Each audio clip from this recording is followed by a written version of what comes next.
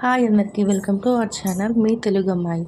ఈరోజు అయితే నేను ఈ శారీ పైనకి బ్లౌజ్ స్టిచ్ చేస్తున్నాను. ప్రిన్సెస్ కట్ బోట్ నెక్తోనే అయితే బ్లౌజ్ స్టిచ్ చేస్తున్నాను.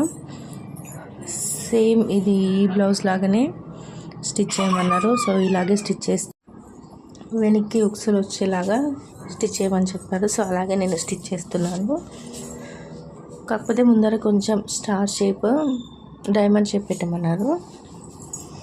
ఫస్ట్ అయితే నేను బ్యాక్ సైడ్కి ఉక్స్లో బ్యాక్ సైడ్ పెట్టాలి కాబట్టి ఆ సైడ్కి నేనైతే కొలతలు తీసుకుంటున్నాను.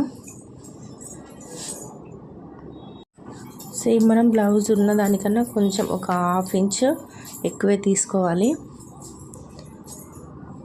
హాఫ్ ఇంచ్ ఎక్కువే తీసుకుంటే మనకి క్లాత్ అయితే తక్కువ కాకుండా కరెక్ట్గా వస్తుంది.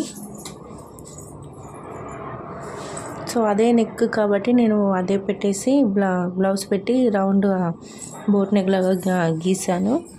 సేమ్ బ్లౌజ్ కాబట్టి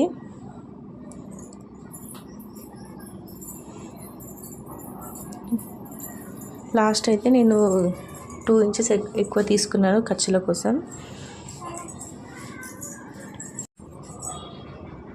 ఇట్లా 2 ఇంచెస్ మనం ఎప్పుడు ఖర్చుల కోసం ఎక్స్ట్రా తీసుకోవాలి.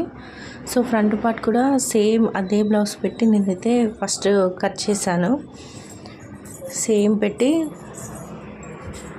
ఫస్ట్ కట్ చేశాను. ఒక్క నెక్ బోట్ నెక్ తప్ప మిగతా పార్ట్ మొత్తం సేమ్ అలాగే కట్ చేశాను.